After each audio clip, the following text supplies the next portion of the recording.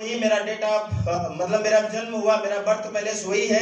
और एक बहुत ही गरीब परिवार के अंदर मेरा जन्म हुआ, जिसको आप बोल सकते हैं लोअर क्लास फैमिली के अंदर मेरी पैदाइश होती है।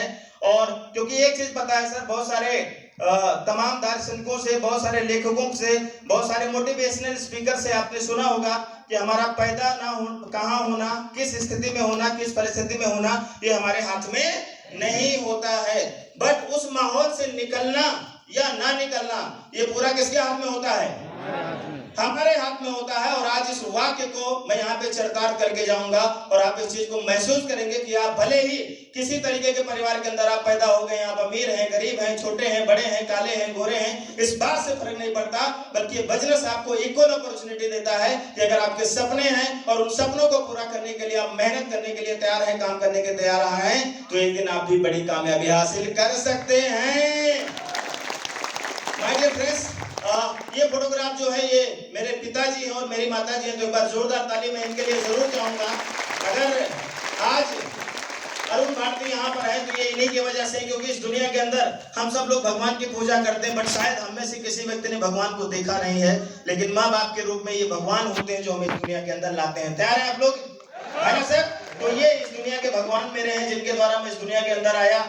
मेरे पिताजी के बारे में बताऊं, चूंकि हम लोग बहुत गरीब परिवार के अंदर पैदा हुए थे, और गरीब परिवार में एक ही चीज सिखाया जाता है, एक ही चीज बताया जाता है, एक ही चीज सोच होती है कि अगर अच्छे से पढ़ाई करेंगे तभी जिंदगी अच्छी हो सकती है। तो मेरे पिताजी ने उस समय बहुत सारा मेहनत मजदूरी करके अपनी पढ़ाई को कंप्लीट किया, और सन 1980 के अंदर इन्होंने बीएड किया था, जब उस समय बहुत कम पढ़े लिखे लोग हुआ करते थे। 1980 में उन्होंने बीएड किया था, बट संयोग की बात ऐसी रही, कुछ परेशानियां, कुछ दुश्वारियां, या यूं कह लीजिए कि कोई मार्गदर्शक न हो पाने के कारण उनको जॉब नहीं मिला। जॉब का मतलब सरकारी जॉब नहीं मिला, बिकॉज हम लोग जिस तरीके के खानदान और परिवार से, हमें यहाँ नौकरी का मतलब सरकारी नौकरी ही माना जाता है। क्योंकि हमने जितने भी लोगों को अच्छा जीवन शैली जीते हुए देखा है, अच्छी लाइफ स्टाइल करते हुए देखा है, मैं इस इंडस्ट्री की बात नहीं कर रहा हूं, आम जीवन के अंदर उन नौकरी वाले लोगों को ही देखा है। तो इन्होंने बहुत सारा संघर्ष करके अपना पढ़ाई कंप्लीट किया था। 1980 के अंदर बीएड किए थे, बट संजोग से इनको जॉब नहीं मिला, सरकारी जॉब नहीं मिला। तो प्राइवेट टीचर मेरे पिताजी हुआ करते थे, और मुझे जब से याद आता है तो घर के अंदर बहुत सारी तंगी हुआ करती थी। प्राइवेट टीचर तो ये बात मैंने, उसके पहले सिलाई भी इन्होंने किया, बहुत सारे काम ये करते थे, कभी कभी दूसरे के यहाँ काम भी जाके करना पड़ता था। तो शायद एक पढ़े लिखे आदमी को इस तरीके के काम करना अच्छा नहीं लगता है, और उनको भी नहीं अच्छा लगता होगा। लेकिन मैं क्या कर सकता था, मैं छोटा था, मेरे हाथ में कुछ था नहीं। मेरी माताजी जो हैं वो पढ़ी लिखी नहीं है, वो बिल्कुल निरक्षर हैं। उस समय होता था, शादी हो जाता था तो निरक्षर है मेरी माताजी, कभी स्कूल नहीं गई है, मुठा छाप जिसको आप देहाती भाषा में बोल सकते हैं। और जब घर के अंदर परेशानियां हुआ करती थी, तंगी हुआ करती थी, तो मेरी माताजी को भी मैंने बचपन में देखा है कि दूसरे के खेत में जाके काम करना पड़ता था। और इसीलिए शायद मैंने आपको बताया कि मेरा जन्म जो है एक मजदूर परिवार के अंदर हुआ था। तो ये स्थिति परिस्थिति घर परिवार की थी, और मैं अपने माँ बाप का अकेला लड़का हूँ। मेरे पास ना तो कोई भाई है और ना कोई बहन है। तो आप जरा सोचो, जिसके परिवार के अंदर इस तरीके की परेशानियां हो, तकलीफें हो, उसका जो एक लड़का होगा वही तो सब सहारा बनेगा कि नहीं बनेगा? तो ये माँ बाप भी मेरे चाहते थे कि मैं बड़ा होकर के कुछ करूंगा, बिकॉज जो माँ बाप अपने सपने पूरे नहीं कर पाते हैं वो इस बात को जरूर उम्मीद करते हैं कि हमारा बच्चा जब एक दिन बड़ा होगा, कामयाब होगा, तो हम शायद अपने सपनों को, उसको जीते हुए जब देखेंगे तो शायद हमारे सपने पूरे हो जाएंगे। सपना क्या था? वो टीचर नहीं बन पाए, मुझे टीचर बनाना चाहती थी। Right sir? तो इस तरीके से पढ़ाई लिखाई की मेरी शुरुआत हुई। गांव स्तर की शिक्षा, प्राइमरी स्तर की शिक्षा जो है वो गांव के प्राथमिक विद्यालय के अंदर हुई, जहां पे हमें से अधिकतम लोग हैं वो प्राथमिक विद्यालय वाले ही हैं। कितने लोग हैं सर जो प्राइमरी स्कूल में पढ़े हैं? तख्ती याद है ना? उस पे बिल्कुल सफेद करके हम लोग लिखा करते थे, याद है? नरकट की कलम याद है? दवात याद है? और कभी कभी झगड़ा करने के लिए तख्ती भी काम में आ जाता था, याद है? चलो, तो आप मेरे जैसे एक बार जोरदार ताली आपके लिए होना चाहिए। राइट? शायद आज के बच्चे तो शायद तख्ती को जान ही नहीं पाएंगे कि तख्ती होता क्या है। राइट? अभी मैं एक दिन अपने बच्चे को पढ़ा रहा था, छोटे वाले बच्चे को भी, 5.5-6 साल का है, तो हिंदी की एक किताब वो पढ़ रहा था, तो दा से दवात था। दवात होता है ना, दा से दवात। तो कह रहा पापा ये कौन सी चीज है? तो अब उसको क्या समझाया जाए कि दवात क्या होती है? मतलब जिसमें हम लोग स्याही घोर के रखते थे और नरकट के कलम से लिखते थे। स्वाभाविक सी बात है, जो चीज हमने नहीं देखा है वो हमें नहीं पता है। तो प्राइमरी तक की शिक्षा जैसे तैसे गांव से हुई और उस समय बहुत सारी परेशानियां, बहुत सारे चैलेंजेस हुआ करते थे और जैसे तैसे फिर कक्षा 8 तक की शिक्षा हमारे गांव के बगल में 3 किलोमीटर पड़ता था। वहां पर बहुत सारे बच्चे साइकिल से जाते थे पढ़ने, बट मेरे पास साइकिल नहीं हुआ करता था, पैदल ही हम लोग जाया करते थे। बिकॉज एक ही साइकिल थी घर के अंदर, वो भी कब खरीदा गया था मुझे नहीं याद आता है। पिताजी उसी साइकिल को चलाते थे और बाद में उसी साइकिल से मैंने भी चलाना सीख लिया था। तो अगर मुझे कहीं जाना है तो पिताजी को इंतजार करना पड़ता था और अगर पिताजी को कहीं जाना है तो मुझे इंतजार करना पड़ता था। तो इस तरीके से कहानी हुआ करती थी। तो ज्यादातर मुझे पैदल ही स्कूल जाना पड़ता था, 3 किलोमीटर जाना, 3 किलोमीटर आना। कक्षा 6 से लेकर के 8 तक की शिक्षा जैसे जैसे वहां पे हुई और फिर हाई स्कूल के लिए अपने गांव से 10 किलोमीटर दूर एक विद्यालय के अंदर मैंने एडमिशन करवाया और उस विद्यालय के अंदर जो है 9th और 10th की पढ़ाई हमने करी। बिकॉज हमारे पिताजी हमेशा मुझे सिखाते थे, समझाते थे कि बेटा कुछ भी हो जाए लेकिन पढ़ाई को कंप्लीट करना है, क्योंकि पढ़ाई अच्छे से करेंगे तो हमें नौकरी अच्छी मिल सकती है और जो सपना उनका नहीं पूरा हो सका वो सपना मैं पूरा कर सकता हूं। तो हाई स्कूल की परीक्षा मैंने यहाँ से उत्तीर्ण किया और हाई स्कूल परीक्षा जब मैं पास किया तो मैं आपको बताना चाहूंगा उस समय तक हमारे पिताजी की तबीयत काफी खराब रहा करती थी और संयोग से उसी बीच में माता जी की भी तबीयत काफी खराब रहने लगी। तो उस समय जो है घर की जो भी चीजें थी वो धीरे धीरे बिक्री शुरू हो गई। एक भैंस हमारे पास हुआ करती थी, वो भी बिक गई उसी बीमारी के अंदर, उसी परेशानी के अंदर। 1-2 पेड़ शीशम के पेड़ थे जो हमारे खेत में थे वो भी बिक गए सब। तो बहुत सारे क्राइसिस आना शुरू हुआ, यानी कि इंटर आते आते ये स्थिति बन गई थी माय डियर फ्रेंड्स कि अब मुझे ही कुछ करना है, यानी इंटर मुझे करना है तो मुझे ही कुछ करना पड़ेगा। पिताजी ने कह दिया कि अब पैसे नहीं हैं, आप अपने हिसाब से पढ़ाई कर सकते हो। तो माय डियर फ्रेंड्स मैंने इंटर के अंदर रतन सेन इंटर कॉलेज के अंदर एडमिशन करवाया और वहां पे ये स्थिति हो गई। फर्स्ट ईयर तो कैसे कैसे मैंने कंप्लीट किया, लेकिन सेकंड ईयर आते आते स्थिति काफी खराब हो चुकी थी क्योंकि पिताजी स्कूल भी छोड़ चुके थे और बहुत सारी क्राइसिस में हम लोग चलना शुरू कर दिए थे। तो मेरे दिमाग के अंदर एक आइडिया आया कि अब कुछ तो करना पड़ेगा क्योंकि बिना कुछ किए काम चलने वाला नहीं है। तो हमारे गांव के अंदर उस समय एक व्यक्ति थे जो सब्जी का बिजनेस किया करते थे। तो उनसे जब मेरी बातचीत हुई तो उन्होंने कहा कि ऐसा है कि मेरे साथ में चलो, तुम भी सब्जी खरीद के लाओ और बाजार बेचो। तो माय डियर फ्रेंड्स ये काम भी मैंने करना शुरू किया। उनके साथ में सुबह 4:30 बजे मंडी जाता था जो कि हमारे यहाँ से 25 किलोमीटर दूर पड़ता है बांसी, और वहां जाकर के मैं सब्जी खरीदता था और जाते और आते लगभग जो है आते आते 10:30-11 बज जाते थे। अब सोच सकते हैं आपके साइकिल पर सब्जी लाना है तो कम से कम 30-40 किलो तो रहता ही था, 50 किलो रहता ही था। तो जाना आना और फिर पे घर पे आकर के खाना खाना और फिर बाजार में ले जाके बेचना, ये काम मैंने शुरू किया। उस समय तक मेरी शादी नहीं हुई थी तो शायद ये बात मेरी वाइफ को भी नहीं पता होगी। तो ये काम मैंने करना शुरू किया क्योंकि कुछ भी हो जाए लेकिन पढ़ाई बंद नहीं होना चाहिए। ये मन के अंदर था कि कुछ भी हो जाए पढ़ाई बंद नहीं होना चाहिए। तो धीरे धीरे उस काम को मैंने करना शुरू किया, लेकिन अब इतनी ज्यादा मेहनत थी कि 2 से 3 महीना 4 महीना करते करते मेरी हालत खराब हो गई। क्योंकि होता क्या था कि जब सुबह के टाइम मंडी जाना होता था तो पूर्वाई हवा चलती थी और पूरा भी हमें जाना होता था, और दोपहर में जब इधर आते थे तो पश्चिम वाली हवा चलती थी, खासकर मार्च और अप्रैल के महीने में। तो बिल्कुल साइकिल पे चढ़ जाने के बाद भी वो साइकिल आगे बढ़ने वाली नहीं थी। तो ये स्थिति परिस्थिति हुआ करती थी। फिर 3-4 महीने काम करने के बाद मैंने सोचा कि अब इस तरीके से काम नहीं चलेगा। और फिर उसी दरमियान दोस्तों एक व्यक्ति ने बताया कि अरुण भाई कितना कमा लेते हो, तो कुछ ज्यादा इनकम नहीं हो पा रही थी क्योंकि मेहनत बहुत ज्यादा थी, इनकम कम थी, पूंजी नहीं था सब्जी के भी बिजनेस में। तो फिर उसने कहा चलो हमारे साथ जो है ईंटे गारे का काम करो। तो मैंने ये ईंटे गारे का भी काम कुछ दिन करना शुरू कर दिया, जिसको मजदूरी बोलते हैं, लेबर वर्क जिसको बोलते हैं, वो भी मैंने करना शुरू किया। और उससे होता क्या था कि 3 दिन में काम करता था और 3 दिन पढ़ाई करने जाता था। मतलब हफ्ते में आधी पढ़ाई और आधे काम, क्योंकि पैसे नहीं आएंगे तो घर नहीं चलेंगे और घर नहीं चलेगा तो शायद आगे के भी काम होने वाले नहीं थे, क्योंकि उस समय स्थिति बहुत खराब हुआ करती थी। तो इस तरीके से दोस्तों चलता रहा और जैसे तैसे मैंने इंटर पास किया। और जब मैं इंटर पास किया उसी दरमियान चूंकि माता जी की भी हमारी तबीयत काफी खराब रहती थी, तो धीरे धीरे सब रिश्तेदारों ने मिल करके बातचीत करना शुरू किया कि लड़के की शादी करना जरूरी है, क्योंकि घर में कोई खाना बनाने वाला चाहिए, परिवार को देखने वाला चाहिए। तो इस तरीके से जो है उधर मैं इंटरमीडिएट क्वालिफाई किया और इंटरमीडिएट क्वालिफाई करने के साथ साथ में सन 2006 में क्या हो गया सर, शादी हो गया। तो 2006 के अंदर मेरे ख्याल से 5 मई ऐसे कोई डेट था, शादी हो गई। और उस समय का ये हमारा घर आप देख सकते हैं, पीछे छप्पर आपको दिखाई दे रहा होगा, ठीक है। और ये छप्पर हमने शादी की वजह से नया छप्पर रखवाया था क्योंकि छप्पर पुराना हो चुका था, ठीक है। तो ये नया छप्पर रखवाया हुआ था, 2006 का ये फोटोग्राफ है। इसमें हमारे सभी रिश्तेदार हैं, सारे लोग शादी में आए। और उस समय जो है 2006 की अगर मैं बात करूं तो वही मैंने इंटरमीडिएट का इम्तिहान दिया था, रिजल्ट भी नहीं आया था। उम्र बहुत ज्यादा नहीं थी शादी की, लेकिन जिम्मेदारियां इतनी थी कि शादी करना पड़ा। तो 2006 के अंदर शादी हो गया। और जब शादी हो गया तो अब ग्रेजुएशन में एडमिशन करवाना था। तो ग्रेजुएशन में जाकर के एडमिशन करवाने के लिए जब मैंने बात किया तो मैं आपको बताना चाहूंगा कि पैसे की तंगी और परेशानी क्या होती है वो शायद मैंने इस उम्र में बहुत ज्यादा झेला है और समझा है, क्योंकि मैं इंटरमीडिएट साइंस साइड से था। और इंटरमीडिएट साइंस साइंस के बाद अगर हमें ग्रेजुएशन करना है तो किसमें एडमिशन करवाना है?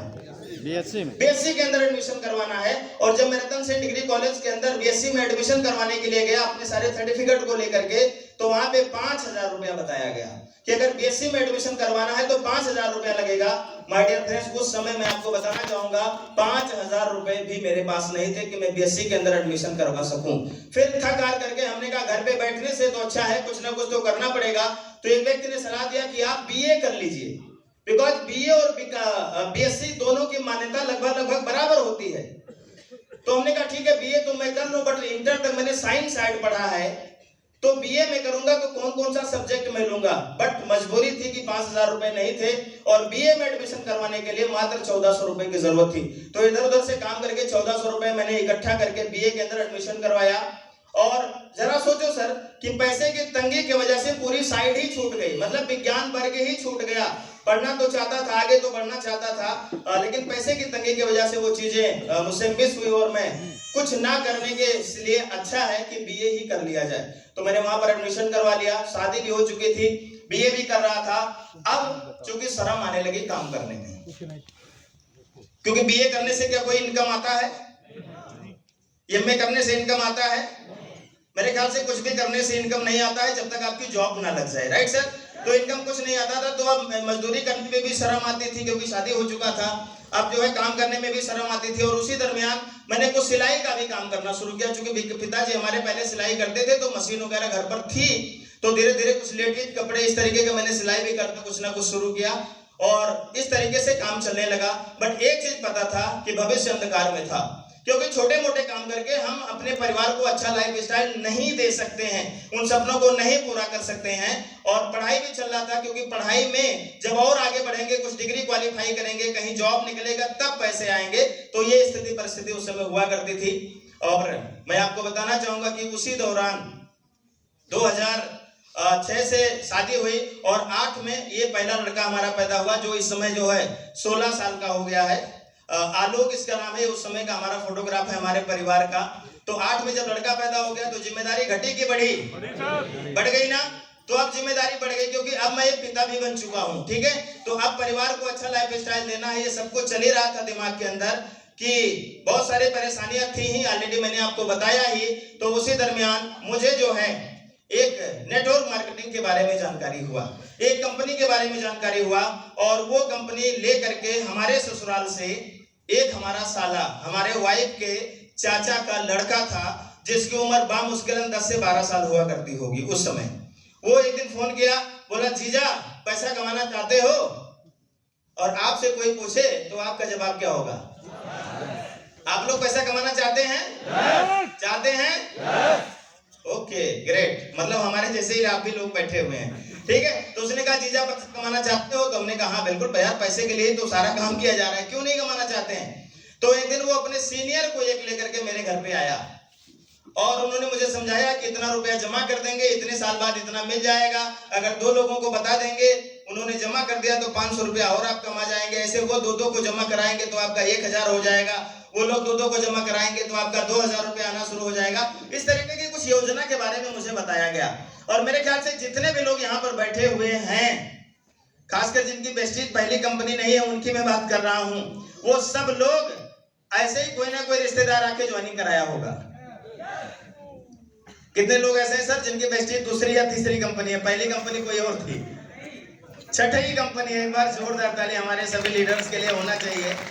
आप याद करो सर, जब पहली बार आपने नेटवर्क मार्केटिंग का प्लान देखा था तो क्या सारे सवाल जवाब करने की क्षमता थी आपके अंदर? थी सर? नहीं, आपके अंदर क्षमताएं थी। खाली एक चीज पता था कि फूफा आए हैं, जीजा आए हैं, साले आए हैं, कह रहे हैं, फार्म निकालते थे, कहते थे 5,000 दो तो देना तो। और कहते थे कुछ हो गया जीजा तो मैं तो हूं ना। ऐसे लोग मिलते हैं कि नहीं मिलते हैं? तो उस समय मैंने उस कंपनी को ज्वाइन कर लिया, सन 2011 की ये बात है। और उस समय मेरा ग्रेजुएशन भी कंप्लीट हो चुका था, मैं एक फुल बेरोजगार आदमी था और उस कंपनी को मैंने ज्वाइन किया। इस तरीके की मीटिंग एक मुझे होटल बालाजी प्रकाश में देखने का मौका मिला था और वहीं पर एक विजन क्लियर हुआ था बस्ती के अंदर। मैं आपको बता रहा हूं, पहली बार मैंने किसी नेटवर्क मार्केटिंग कंपनी का मीटिंग देखा था। वहां पे लोग आकर के, एक सब्जी बेचने वाला आदमी बोलता था कि मैं 80,000 रुपए महीने का कमाता हूं। एक बाजार जलेबी बेचने वाला व्यक्ति कहता था मैं महीने का 1,20,000 रुपए कमाता। तो इस तरीके से मुझे भी बताया गया, समझाया गया, सिखाया गया और मैं बिल्कुल सादा गोदा आदमी था। मुझे कुछ पता नहीं था कि कंपनियों क्या होती हैं, किस तरीके की कंपनियों में काम करना चाहिए, एजुकेशन सिस्टम क्या होता है, ये कुछ भी नहीं पता था माय डियर फ्रेंड्स। बट मैंने 5,000 रुपए दे दिया और चूंकि मैं सीधा साधा आदमी था, 2-4 लोगों को बताया, 2-4 लोगों ने मेरी बात को मान गए, उन्होंने 2-4 को बताया, वो 2-4 की बात मान गए और ऐसे ऐसे 2011 से लेकर के 2015 तक मैंने उस कंपनी के अंदर काम किया और 3,000 लोगों का नेटवर्क बनाया। कितने लोगों का सर? कम है तो ताली तो बजाओ एक बार। 3,000 लोगों का मैंने नेटवर्क बनाया, 12 लोगों को मोटरसाइकिल इन्हीं हाथों से बांटा। बट एक राइट प्लेटफॉर्म ना होने के वजह से, सही एजुकेशन सिस्टम ना होने के वजह से, एक अच्छी कंपनी ना होने के वजह से बहुत सारी प्रॉब्लम का सामना करना पड़ा। जैसे कि भी हमारे कोई भाई कह रहे थे कि 6वीं कंपनी वेस्टीज है। इसका मतलब क्या है कि 5 जगहों पे धोखा खाने के बाद यहाँ पर पहुंचे हैं। वो लोग सौभाग्यशाली हैं जिन्होंने पहली मर्तबा वेस्टीज ज्वाइन किया। तो एक बार जोरदार ताली अपने लिए जरूर बजाएं कि आप वेस्टीज पहली बार ज्वाइन किए हैं। तो माय डियर फ्रेंड्स, इसमें से कुछ हमारे अपलाइंस लोग खड़े हैं, कुछ हमारे डाउनलाइंस लोग खड़े हैं। इसमें से कुछ लोग ऐसे भी हैं जो आज इस बिजनेस के अंदर भी हैं, हमारे साथ में, वेस्टीज परिवार के साथ में। जैसे देखो आदित्य भाई यहाँ पे खड़े हुए हैं, ये आदित्य हैं और आज प्रेजेंट टाइम में स्टार डायरेक्टर हैं। ठीक है, ऐसे माधव प्रसाद जी हैं, ये भी स्टार डायरेक्टर है हमारे बिजनेस के अंदर। तो इस तरीके का सफर चलता रहा और इसी दरमियान मुझे वेस्टीज भी मिला था। 2012 की कहानी मुझे याद है, वेस्टीज मुझे मिला था। हमारे यहाँ एक हाजी साहब हुआ करते थे, उन्होंने कहा कि आपकी कंपनी बढ़िया है तो चलो एक हमारे सीनियर आ रहे हैं उनको भी समझा दो। ऐसे लोग मिलते हैं कि नहीं मिलते हैं? तो हमने कहा चलो। तो वो कहते थे आप भी प्लान दिखाइएगा, वो भी प्लान दिखाएंगे, जिसका प्लान अच्छा होगा उसका किया जाएगा। तो मुझे याद है सर, हमारे गांव के बगल में मसीना चौराहा पड़ता है, वहीं पे जाकर के हम लोग बैठे थे, हाजी साहब लेकर के गए थे और वहीं पर प्रेजेंट टाइम में जो हमारे ग्रेट अपलाइन है मिस्टर अमरपाल सर, एक बार जोरदार ताली मैं चाहूंगा सर के लिए, उनसे मुलाकात हुई थी। बट उस समय थोड़ी ना अपलाइन थे, ठीक है। तो बहुत सारा सवाल जवाब हुआ क्योंकि उस कंपनी के अंदर मैं साइकिल से चलने वाला आदमी एक मोटरसाइकिल भी जीत लिया था, डिस्कवर बजाज की। तो बहुत सारे सवाल जवाब हुआ करते थे। अमर सर कहते थे कि जो है हमारी कंपनी में लोग 20 लाख रुपया महीना कमाते हैं, हमारी कंपनी में लोग मर्सिडीज से चलते हैं। और जब इनके गाड़ी की तरफ मेरी निगाह गई थी, सिटी 100 गाड़ी से चला करते थे, दोनों सागर से तेल फेंकता था। और हमने पूछा आप कितना कमाते हैं? तो उस समय सर की आमदनी शायद 2-4 हजार 5,000 रुपए की रही होगी। उन्होंने कुछ बताया नहीं था, इतने बताया था कि अभी मैं सीख रहा हूँ। तो हमने कहा सर होगी आपकी कंपनी सीखने सिखाने वाली, हमारे यहाँ देखो 1,20,000 रुपया महीना लोग कमाते हैं, जो 2 साल काम कर देते हैं वोल्टो से चलना शुरू कर देते हैं। तो बहुत सारा सवाल जवाब हुआ था। बट एक चीज जान लीजिए, मैं समझने तो गया नहीं था, वो समझाने में कसर नहीं छोड़े, उन्हें 2-2.5 घंटा समझाया, लेकिन मैं समझने के लिए नहीं तैयार था। फिलहाल जब आप समझने के लिए नहीं तैयार रहेंगे तो क्या दुनिया का कोई इंसान आपको समझा सकता है सर? समझा सकता है? जब हम ढक्कन बंद करके बैठे रहेंगे कि चाहे जितना समझाओ मैं समझने वाला नहीं हूं, तो वही स्थिति मेरी हुआ करती थी, नहीं समझा। और फिर 2015 आते आते मैं कहां पे आ गया सर? कहां पे आ गया? जमीन पे आ गया, जीरो पे आ गया। फिर एक बार मुलाकात हुआ 2014 में भी, खुद आया था ना, खुद तूफान। गुप्ता सर यहाँ पर बैठे हुए हैं, लोको सर यहाँ पर बैठे हुए हैं, आप दोनों लोगों के द्वारा फिर मुलाकात करा गई 2014 में। और 3 दिन तक अमर सर हमारे गांव पर रुके हुए थे। 3 दिन रुकने के लिए नहीं आए थे, वो आए थे कि भी प्लान दिखा करके चले जाएंगे। बिकॉज हमारे जो ग्रेट अपलाइन है गुप्ता सर, वो भी 5-6 साल तक अन्य कंपनी के अंदर काम किए थे और उनकी भी वही हालत थी जो मेरी हालत थी। तो वो मुझे अपने घर पे बुलाते थे, अमर सर को बुलाते थे। प्लान होता था 2014 में, प्लान दिखाते दिखाते पता चला आधी तूफान आ गया और वो आधी तूफान 3 दिन तक चलता रहा। कितने दिन तक सर? तो 3 दिन तक अमर सर वहीं रहते थे, खाते थे, सोते थे, प्लान समझाते थे। और 3 दिन समझाने के बाद भी हम लोग नहीं समझे, क्योंकि हम ढक्कन बंद करके सुनते थे। समझ में आ रहा है सर? तो ऐसा तो नहीं कोई ढक्कन बंद करके बैठा हो? अरे ढक्कन खुल जाएगा सर अभी 1 घंटा बीतते बीतते, ठीक है? तालियां बजा लीजिए, कोई दिक्कत नहीं।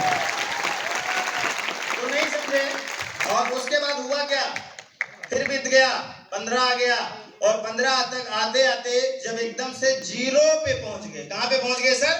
0 पे पहुंच गए। अब एक बार थोड़ा सा 10-20 हजार रुपया कमाना शुरू कर दिए थे, अब फिर से 0 पे हो गए दिया था, लेकिन फोकस शिक्षा से हट गया था, क्योंकि यहां से पैसा कमाना, उससे भी खराब स्थिति पैदा हो गई। अब एक प्रेशर लोगों का फोन आना शुरू हो गया, तो कभी सिम बंद करना पड़ता था, कभी स्विच ऑफ करना पड़ता था, कभी कुछ करना पड़ता था। ये हादसे जीवन के अंदर होने शुरू हो गए। और चूंकि अब थोड़ा सा स्टेटस भी हो गया था, लोग साहब आप कहना शुरू कर दिए थे, तो अब फिर से सब्जी बेचना भी कठिन लगने लगा। अब फिर से लोगों के यहाँ काम करने जाना भी कठिन लगने लगा। और परिवार वाले भी कोसना शुरू कर दिए कि अच्छा, कहते थे कार लाएंगे, अब तो कंपनी बंद हो गई। सपना वहीं पर देखा गया था, सिंगापुर जाने का, विदेश जाने का, बहुत सारी चीजें थी, बट सपने देखना सीख गया था, पूरे कुछ भी नहीं हो पाए थे सब। तो इस तरीके से ये स्थिति पैदा हो गई। और फिर मैंने थक हार करके 2015 मेरे ख्याल से अक्टूबर या सितंबर की बात रही होगी, कुछ पैसे मैंने इकट्ठा करे, और हमारे कुछ मित्र थे जो लोग मोबाइल एसेसरीज की दुकान करते थे हमारे क्षेत्र के अंदर, हमारे एरिया के अंदर, उन लोगों ने कहा अरुण भाई चलो एक दुकान खुलवा देते हैं मोबाइल रिपेयरिंग की। तो उन्होंने कहा मोबाइल बनाना तो आता नहीं है। तो उन्होंने कहा कोई टेंशन नहीं, ये मोबाइल ले लेना, कह देना कि कल आके ले जाइएगा और रात में लाके हमें दे दीजिएगा, हम बना देंगे। तो हमने कहा हाँ ये आइडिया सही है। तो इस तरीके से मैंने मोबाइल की छोटी सी दुकान खोली। और उस समय मोबाइल आपको पता होगा छोटे छोटे मोबाइल चला करते थे, तो उनका माइक स्पीकर ही खराब होता था या चार्जर खराब होता था, इससे ज्यादा कुछ खराब नहीं होते थे, ठीक है? तो कुछ तो हमें सिखा दिए थे उन लोगों ने, और जिसमें ज्यादा प्रॉब्लम होता है तो मैं कहता था भैया इसका सॉफ्टवेयर चढ़ाना पड़ेगा, कल आके ले जाइएगा शाम को, ठीक है? तो लाके रात में दे देता था, तो सॉफ्टवेयर चढ़ा देते थे, तो आधा पैसा वो ले लेते थे, आधा पैसा मैं ले लेता था। और एक चीज और चलने लगा, उस समय फोटोकॉपी मशीन मैंने रख लिया, फोटोकॉपी और फोटो बनाना शुरू कर दिया। एक 22,000 रुपए का हमने वीडियो कैमरा भी खरीदा। तो रात में जब सट्टा बनता था शादी विवाह का, रात में जाकर के फोटोग्राफी भी करता था, दिन में आके दुकान पे बैठता था। तो कई बार तो 3-3, 4-4 रातें जागना पड़ता था, आंखें ऐसे बंद हो जाती थी फिर भी जागना पड़ता था, क्योंकि अभी वो जयमाला डाल रहा है, कहीं आप सो गए तो काम गड़बड़ हो जाएगा, तो बड़ा रिस्की काम होता था। तो ये काम भी मैंने रात में करना शुरू कर दिया, दिन में काम करना शुरू कर दिया। तो इस तरीके से परिवार वहां से चलता रहा धीरे धीरे। और इसी दुकान के दौरान विजय भाई से भी मुलाकात हुई थी, बिकॉज इनके पास साहा जन सेवा केंद्र की आईडी पासवर्ड हुआ करता था, और मैंने भी अपने बोर्ड पर लिखवा दिया था हमारे यहाँ जाति, आय, निवास, रेल टिकट और पता नहीं क्या क्या मिलता है। तो लोग आते थे, बोले निवास प्रमाण पत्र बन जाएगा? मैंने कहा बिल्कुल बन जाएगा, 120 रुपया लगेगा। बोले ठीक है, आधार कार्ड फोटो दे देते। अब उनको क्या पता मुझे आता है कि नहीं आता है। तो मैं विजय भाई को देता था, 60 रुपया लेते थे, 60 रुपया मैं लेता था, तो बन के फिर आ जाता था, तो काम हो जाता था, ठीक है? तो इस तरीके जुगाड़ पट्टी से काम होना शुरू हो गया। कुछ पैसे 8-10 हजार रुपए कमाने शुरू कर दिए, क्योंकि अब तो बच्चे 2 हो गए थे, तो अब खर्चा और बढ़ गया कि नहीं बढ़ गया? पत्नी एक ही थी भाई, हंसो ना ज्यादा, ठीक है? बच्चे 2 हो गए थे, तो यहाँ से खर्चे बढ़ने शुरू हो गए थे, परिवार की जिम्मेदारियां बढ़नी शुरू हो गई। और फिर धीरे धीरे हुआ क्या, एक दिन गुप्ता सर आए हमारे दुकान पे, ये फरवरी 2016 की बात होगी। उन्होंने कहा अरुण भाई लखनऊ कौन सी बस जाती है सुबह? हमने कहा सर 5:30 बजे जाती है, औरताल से चलती है। तो बोले नंबर है? हमने कहा हाँ नंबर है। नंबर हमने दे दिया। इन्होंने मुझे कुछ बताया नहीं कि किस काम से मैं लखनऊ जा रहा हूँ। वहां से आने के बाद गुप्ता सर ने मुझसे कहा कि अरुण भाई 1 घंटे का समय आपका चाहिए। हमने कहा सर आप बड़े भाई हैं, गाँव के हैं, चाहे जब दुकान पर आ जाइए। दुकान पर एक दिन आए, बातचीत शुरू हुआ, और आपने कहा कि अरुण भाई हम लोगों से बहुत बड़ी गलती हो गई। हमने कहा क्या हो गया भैया? उन्होंने कहा कि बेस्टी जो लोग कर रहे थे ना, वो लोग बड़े ऊंचे ऊंचे पद पे पहुंच गए हैं, और इसमें कोई लायबिलिटी का काम नहीं है, तो क्यों ना हम लोग शुरू किया जाए। और मैं मीटिंग देख करके आया हूं, ऐसे व्यक्ति से मिल करके आया हूं जो 50 लाख रुपए महीने का कमाते हैं। हमने कहा 50 लाख रुपए महीने की इनकम? बोले हाँ, अपनी आंखों से देख करके आया हूं, उनका ITR देख करके आया हूं, उनका बैंक पासबुक देख करके आया हूं, उनका पैन कार्ड देख करके आया हूं। हमने कहा ऐसा है क्या भैया? इसका मतलब हम ही लोगों से गलती हो गई क्या? तो बोले हाँ। तो बोले ठीक है, एक दिन बुलाते हैं अपलाइन को। हमने कहा ठीक है। और वो दिन आया जब गुप्ता सर हमारे जीवन के अंदर दोबारा वेस्टेज लेकर के आए। एक बार जोरदार ताली मैं चाहूंगा, बिकॉज जीवन के अंदर अगुआ का बहुत बड़ा रोल होता है, गुरु का बहुत बड़ा रोल होता है। हमारी पीढ़ियां कृतज्ञ रहेंगी आपका, क्योंकि आपने मुझे इस बिजनेस के अंदर दोबारा लाने का काम किया। तो आप जो है लेकर के आए वेस्टेज, उन्होंने कहा कि दोबारा से हम लोग समझते हैं, करते नहीं, समझते हैं। और जब समझने के लिए आपने बात करी तो हमारे दो अपलाइन हमारे साथ आए। एक बार जोरदार ताली लोगों सर और अमर सर के लिए होना चाहिए। ये दो लोगों से मेरी मुलाकात करवाया गया और मुलाकात के दरमियान अमर सर आए, लोको सर आए, गुप्ता सर आए। और अमर सर जब उस समय आए तो एक लाल कलर की गाड़ी से आए। वो लाल कलर की गाड़ी देखा आपने? उस गाड़ी ने बहुतों के जीवन को बदला भाई साहब। और सेलेरियो भी एक सही गाड़ी हुआ करती थी। 2016 मार्च के अंदर मेरी मुलाकात कराया गया और जैसे ही मैंने उनको देखा मैं समझ गया ये तो वही आदमी है जो 2012 में मिले थे। उन्होंने बताया कि अरुण जी मैं फला समय से काम कर रहा हूँ, आज मेरी इनकम 80,000 90,000 राउंड फिगर 1 लाख के आसपास हुआ करती थी तरह की इनकम। उन्होंने कहा सिटी 100 से मैंने सफर की शुरुआत किया था, मैं आज कार से चल रहा हूँ। हमने कहा सर बताइए मत, मैं जानता हूँ आपको। और उस दिन मैंने समझने के उद्देश्य हमने कहा सर टाइम सेट करते हैं। लोको सर के घर पे रात में 8 बजे टाइम सेट किया गया।